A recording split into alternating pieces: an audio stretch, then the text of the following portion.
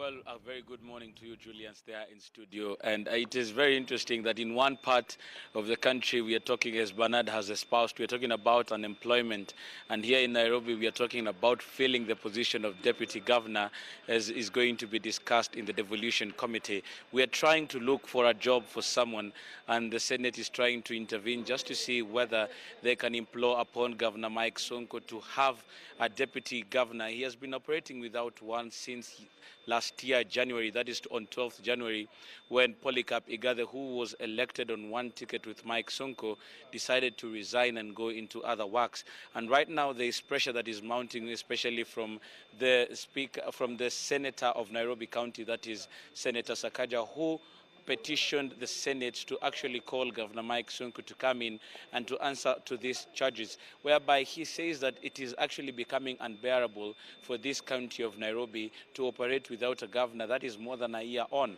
But the question is, Governor Mike Sonko has even been quoted as saying that it is not a problem. Nothing has stalled, nothing has not gone the right nothing has gone wrong, and so far so good. He's been able to operate without a deputy governor. But there is also the other question of the legality of a county having a deputy governor. Is it legal? But remember also the Senate had already started a process of coming up with a law that is going to make sure that there are going to be mechanisms on how to appoint a deputy governor if the one that is there decides to either bolt or is dead. So this is a question that has been on the table for quite some time, and I remember the Senate Majority Leader, that is Kipchumba Murkomen, had actually come up with a law, the County Governments Amendment Act, and it had already been passed in the Senate, and it was brought to the National Assembly. The National Assembly has passed that bill, and it is the one that contains the procedures of getting a deputy governor.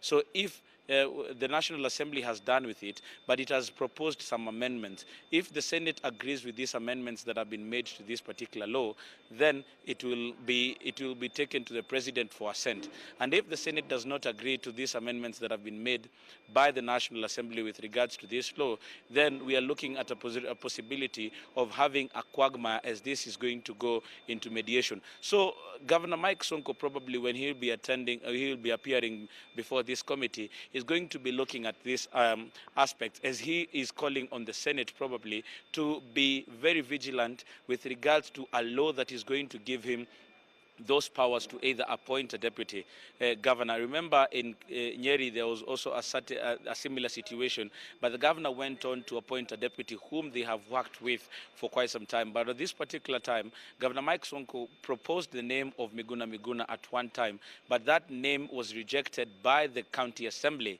Then he tried to nominate another person, that is Rahab, but at that particular time he got some letters from political parties that were asking him not to, they were asking Sonko to have more time before a decision is made on who is going to be the deputy. So there is some political interference from these political parties, and it has actually made it so hard for Nairobi to have a deputy governor, or probably Mike Sonko will be looking into this. So Senator Sakaja has been very vocal on this matter, as he says that he has the interests of Nairobians when it comes to matters to do with a deputy governor position.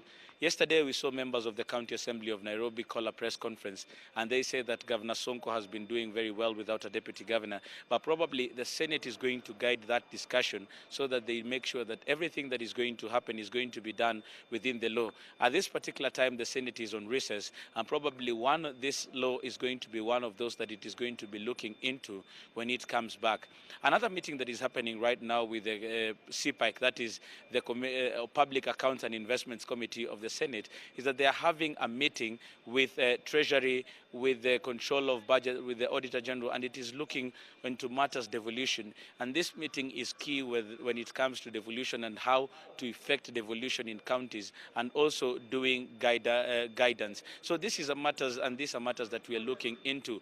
Also the National Assembly today, as I wind up, Julians, will be discussing the President's speech, and this will take on for 3 days as they try to find out what the President said. Was his speech adequate to the nation? That is what we're following up, Julians, and we'll be keeping a keen eye on everything that is happening in Parliament.